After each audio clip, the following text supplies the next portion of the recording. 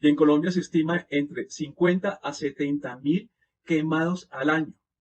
Bogotá evidentemente tiene la unidad de quemados más importante del país y de la región, la unidad de quemados del Simón Bolívar de la Subred Norte. Tenemos 53 camas y 18 camas de uso exclusivamente para el paciente quemado.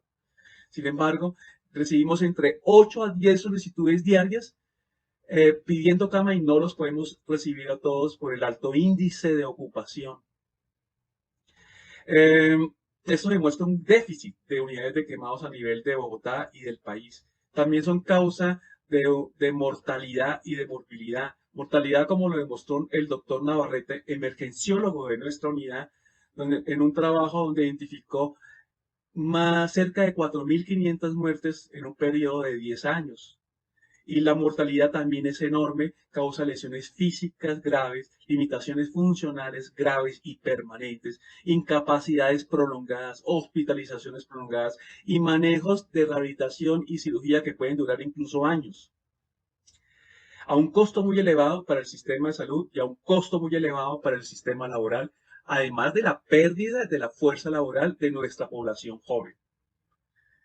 Pero lo importante es que todo esto es prevenible. Las quemaduras pueden ser prevenibles y podemos evitarle a estas personas ser fuente de discriminación social, laboral y familiar. Las quemaduras ocurren principalmente en el hogar y a nivel de laboral. Pero desafortunadamente los menores de 5 años son la población más vulnerable. Y existe un desconocimiento enorme, total, de cuáles son esos factores de riesgo y cuáles son las medidas que se deberían tomar en caso de una quemadura.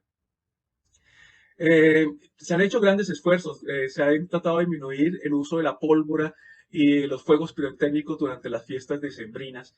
Se ha tratado de disminuir la violencia intrafamiliar, interpersonal, que son causas también de quemaduras, y los ataques con sustancias químicas.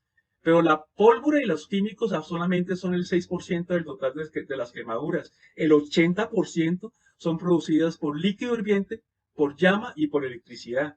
Luego hay un camino enorme por andar. La OMS ha identificado factores de riesgos y quizás el factor de riesgo más importante es la pobreza, porque se asocia a hacinamiento, a faltas de seguridad, a niños cuidando niños, a drogadicción, a alcoholismo, a tabaquismo, a la violencia propiamente dicha. Y esta pobreza aumentó durante la pandemia en un 40% y según el DANE pasando de 37.5 a 42.5%. Esto ha aumentado esta población vulnerable.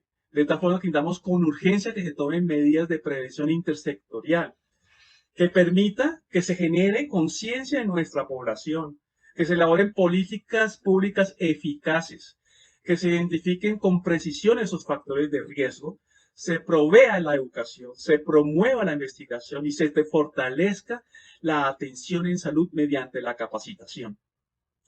Vemos cómo las universidades no están preparando adecuadamente nuestros médicos futuros y vemos cómo las EPS se han convertido en una barrera contra la atención oportuna y la atención continua, sin interrupciones.